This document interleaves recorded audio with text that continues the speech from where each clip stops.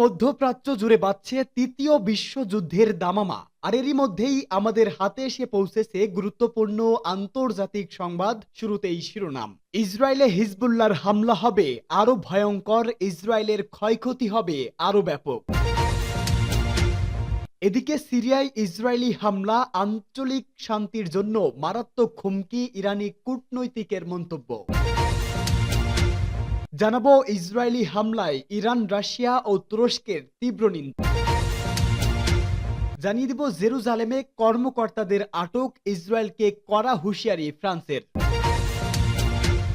এবং সর্বশেষ থাকবে গাজা নিয়ে জাতিসংঘের খসড়া প্রস্তাবে রাশিয়ার সমর্থন।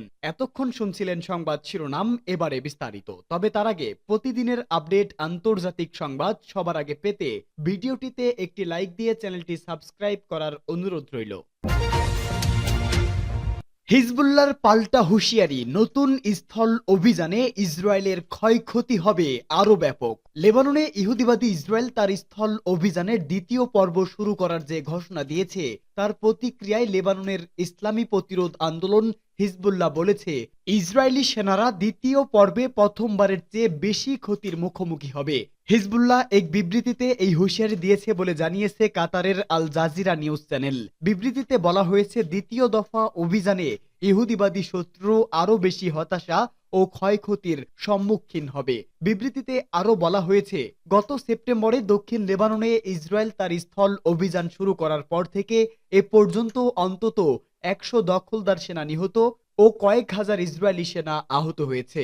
হিজবুল্লাহর বিবৃতিতে বলা হয়েছে, ইসরায়েলকে তার লক্ষ্য অর্জনে বাধা দিতে এবং লেবাননের স্বাধীনতা ও সার্বভৌমত্ব রক্ষা করার লক্ষ্যে দীর্ঘমেয়াদী যুদ্ধের প্রস্তুতি নিয়েছে প্রতিরোধ আন্দোলন। ইহুদিবাদী ইসরায়েলি বাহিনী গতকাল লেবাননে তাদের স্থল অভিযানের দ্বিতীয় পর্ব শুরু করার ঘোষণা দিয়েছে। ইসরায়েলি দৈনিক মাআরিফ জানিয়েছে, হিজবুল্লাহর উপর চাপ সৃষ্টি করে এই সংগঠনটি যুদ্ধবিরতির আলোচনায় বসতে বাধ্য করার জন্য এই অভিযান চালানো হবে। ইহুদিবাদী ইসরায়েল গাজায় হামলা চালিয়ে যাওয়ার একই সময়ে লেবাননে হিজবুল্লাহর সঙ্গে যুদ্ধবিরতি চায়, কিন্তু হিজবুল্লাহ স্পষ্টভাবে জানিয়েছে, গাজাবাসীর প্রতি সংহতি জানিয়ে এই সংগঠন যুদ্ধে জড়িয়েছে এবং গাজায় হামলা বন্ধ না করা পর্যন্ত ইসরায়েলের সঙ্গে কোনো যুদ্ধবিরতি হবে না।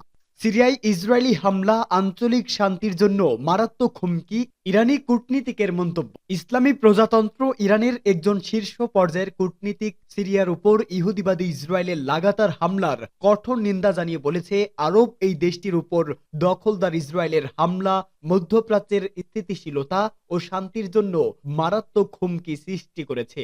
ইরানের পররাষ্ট্রমন্ত্রীর রাজনৈতিক বিষয়ক সহকারী আলী আসগরি খাজি সিরিয়া বিষয়ক জাতিসংঘের দূত গেইর পিডারসেনের সঙ্গে গতকাল এক বৈঠকে একথা বলেন। কাজাখস্তানের রাজধানী আস্তানায় সিরিয়া বিষয়ক সংলাপের অবকাশে তাদের এই বৈঠক অনুষ্ঠিত হয়। ইরানের শীর্ষ ও কূটনৈতিক আবারও জোর দিয়ে বলেন, সিরিয়ায় শান্তি ও স্থিতিশীলতা প্রতিষ্ঠায় সহযোগিতা করতে ইরান সম্পূর্ণভাবে প্রস্তুত। ইসরায়েলের হামলার তৎপরতার মধ্যেই সিরিয়া পরিস্থিতি নিয়ে দামেস্কে এবং তেহরানের মধ্যে সম্প্রতি আলোচনা হয়েছে বলেও তিনি জানান। ইসরায়েলের অপরাধযোগ্য বন্ধ করার জন্য জাতিসংঘ এবং অন্যান্য সংস্থা, বিশেষ করে নিরাপত্তা পরিষদের সক্রিয় পদক্ষেপ এবং দায়িত্বশীল ভূমিকা রাখা উচিত বলে মন্তব্য করেন ইরানি কূটনীতিক। সিরিয়ায় ইহুদিবাদী ইসরায়েলের হামলা এবং আঞ্চলিক উত্তেজনা অব্যাহত থাকার প্রেক্ষাপটে পিডারসন দুঃখ প্রকাশ করেন। একই সাথে সিরিয়া এবং লেবাননের উদ্বাস্তুদের জন্য পর্যাপ্ত তহবিল যোগানের উপর গুরুত্ব আরোপ করেন তিনি। আস্তানায় সিরিয়া বিষয়ক আন্তর্জাতিক বৈঠক, ইসরায়েলি হামলায় ইরান, রাশিয়া ও তুরস্কের তীব্র নিন্দা। ইহুদিবাদী ইসরায়েলের চলমান হামলা ও বর্বরতার বিরুদ্ধে কঠোর নিন্দা জানিয়েছে ইসলামী প্রজাতন্ত্র ইরান, রাশিয়া ও তুরস্ক। কাজাখস্তানের রাজধানী আস্তানায় সিরীয় বিষয়ক আন্তর্জাতিক বৈঠকে এই নিন্দা জানানো হয়। পাশাপাশি ফিলিস্তিনের অবরুদ্ধ গাজা উপত্যকায় ইহুদিবাদী ইসরায়েলের হামলা ও যুদ্ধ বন্ধে আন্তর্জাতিক তৎপরতা আরো বাড়ানোর আহ্বান জানানো হয়েছে।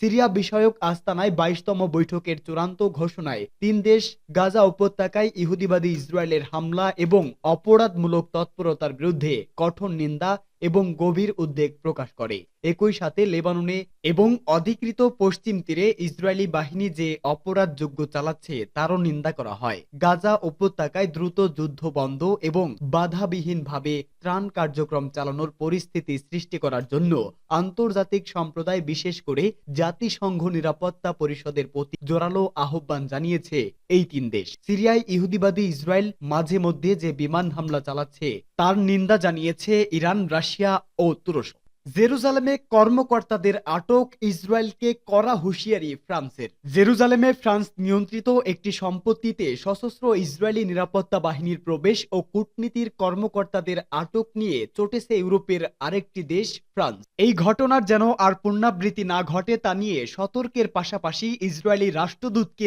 তলব করেছে ফ্রান্স। স্থানীয় সময় গতকাল মঙ্গলবার ইসরায়েলি রাষ্ট্রদূতকে তলব করা হয়। এর আগে ফ্রান্সের পররাষ্ট্রমন্ত্রী জান নোয়েল ব্যারট বলেন, জেরুজালেমে সশস্ত্র ইসরায়েলি নিরাপত্তা বাহিনী প্রবেশের ঘটনার পুনরাবৃত্তি যেন আর না ঘটে। জেরুজালেমে ফ্রান্স পরিচালিত 4টি স্থান রয়েছে। গত 7 নভেম্বর শহরের মাউন্ট অব দ্য অলিভস নদীর পাটার নস্টার চার্চের কম্পাউন্ড পরিদর্শনে যান ফ্রান্সের কূটনৈতিক মর্যাদা সম্পন্ন 2 কর্মকর্তা। পরে ইসরায়েলি পুলিশ তাকে আটক করে। ফ্রান্সের পররাষ্ট্রমন্ত্রী জানান, তারা ইসরায়েলি সশস্ত্র বাহিনীকে এই অঞ্চলে প্রবেশ সহ্য করবে না। এই ঘটনা যেন আর কখনোই না ঘটে। প্রেসিডেন্ট ইমানুয়েল ম্যাক্রো গাজায় অব্যাহত আক্রমণাত্মক অস্ত্র সরবরাহ বন্ধের আহ্বান জানানোর পর থেকে ফ্রান্স ও ইসরায়েলের মধ্যে কূটনৈতিক সম্পর্ক আরও খারাপ হয়েছে।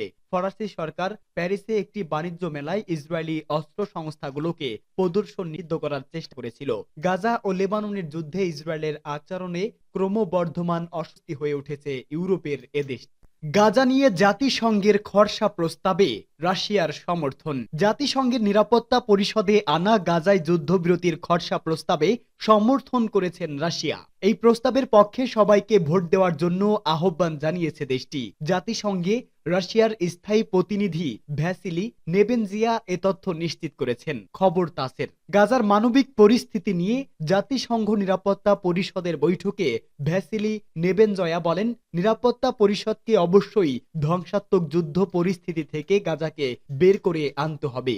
গত কয়েক মাস ধরে ইসরায়েল এবং হামাসের মধ্যে যুদ্ধবিরতি চুক্তি আলোচনায় যুক্তরাষ্ট্রের প্রচেষ্টাকেও ধন্যবাদ জানান তিনি। রাশিয়ার প্রতিনিধি বলেন, এখন কাজ করার সময়। ঠিক একই কারণেই জাতিসংঘের 10 অস্থায়ী সদস্যের প্রস্তুত করা জায়গা গাজা সংক্রান্ত খসড়া রেজুলেশনকে পূর্ণ সমর্থন করেছে রাশিয়া। এই খসড়ায় স্থায়ী যুদ্ধবিরতি এবং সব জিম্মিকে নিঃশর্ত মুক্তির সরাসরি দাবি করা হয়েছে।